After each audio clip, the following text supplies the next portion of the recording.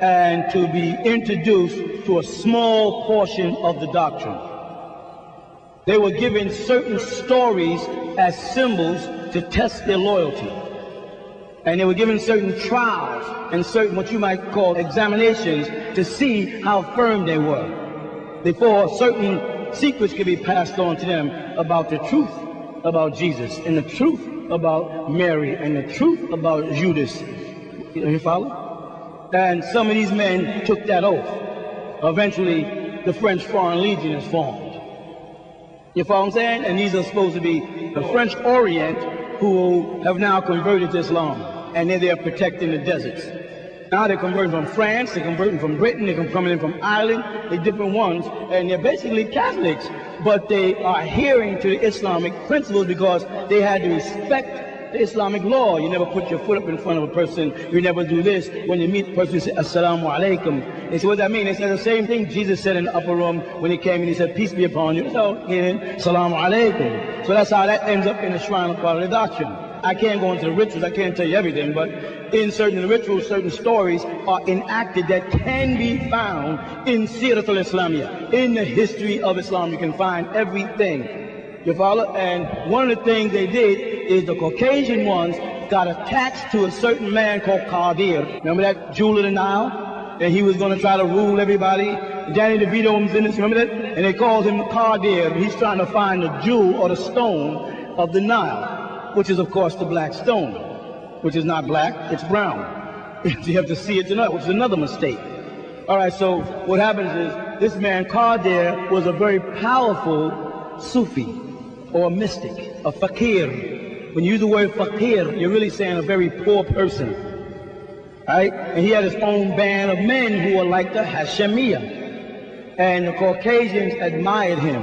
When he died, they set up a ritual to reenact his death over and over again.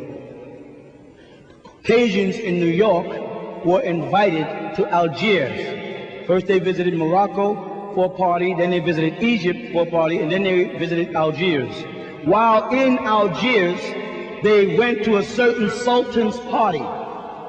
And at that sultan's party, they were enacting a play of a part of the history of Islam with Aisha.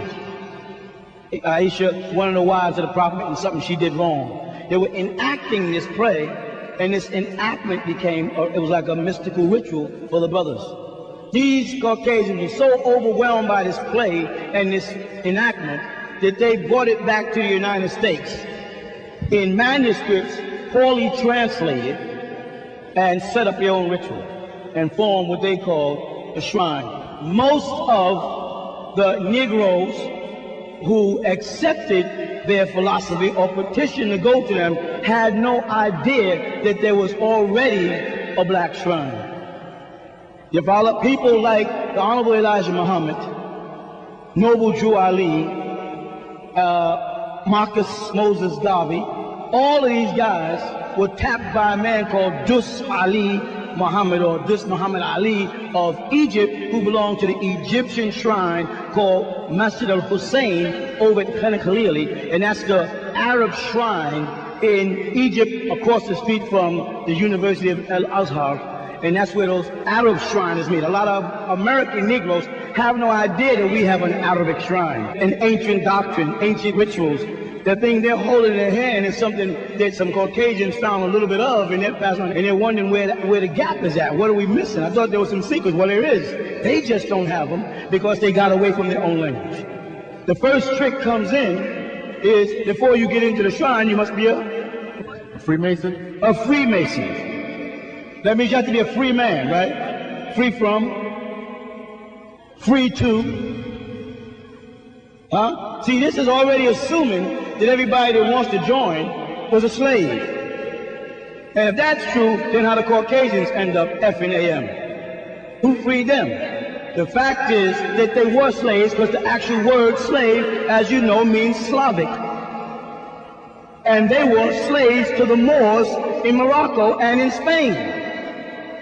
You understand? And they were slaves to the Moors in Ireland and Scotland and Yorkshire in England, where you'll find crests to this very day painted with pictures of Moors on the family crest of all of those countries. Africans up there, Moors. You hear me? So a Moor cannot be freed because a Moor was never a slave.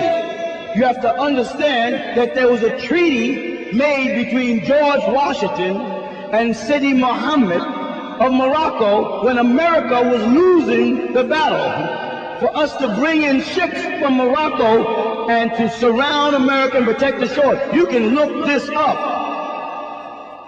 And you know what happened? Boats of Negroes came.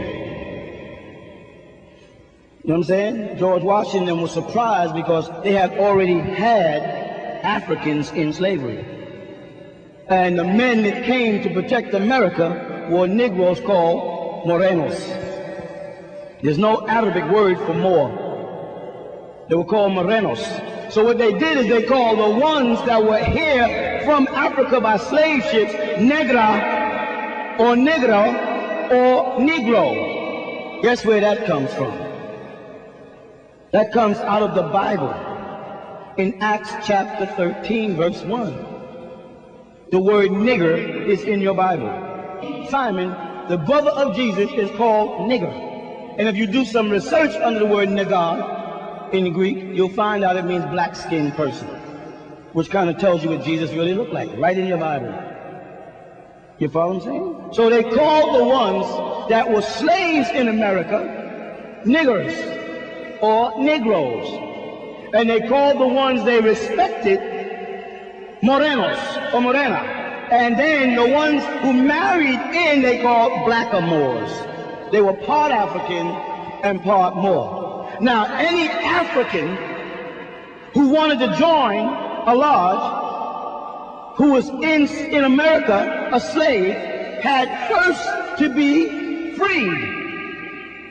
He had to be free because you have to be a free man. See? But the Moors didn't need to be free because we are the ones that initiated them and raised them and crossed them.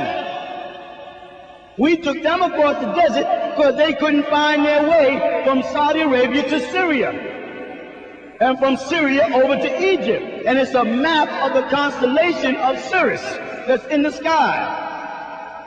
And that's the symbol that the original Hashemites would use. They would draw a certain marking.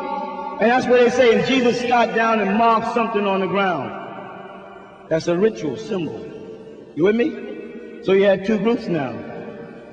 You have the American Negroes who have been enslaved, accepted themselves as slaves. Then you had the Moors who came over here from Morocco. You follow that? Both of them are black as night, will not be here. And you can't free a Moor, because a Moor has never been enslaved. That's why we call ourselves United Nuwaubian Nation of Moors. And we demand that our sovereignty be recognized because we have a treaty that we made with George Washington that's in the archives, and we can show it. And we can take our bloodline back and verify that you can't give me a charter from England. I gave you the charter, silly. You can't make me a Shriner. You don't even know how to say Shriner in Arabic. They make the mistake on all the certificates to put the word kubba in Arabic. It's just not kubba. A kubba shrine is where a dead person is at. Now, if you wait for me to give you the word, I'm not. Because that's one of the real sacred passwords that you have to find out in your own due time. You with me?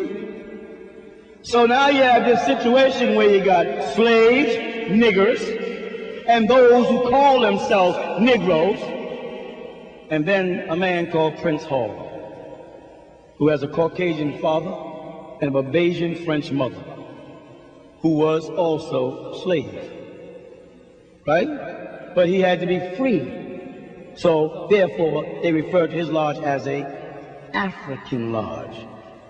But Noble Jew Ali, on the other hand, who went over to Egypt to study and into Morocco to study, came back and said, no, we are not Negroes. We are not colored people.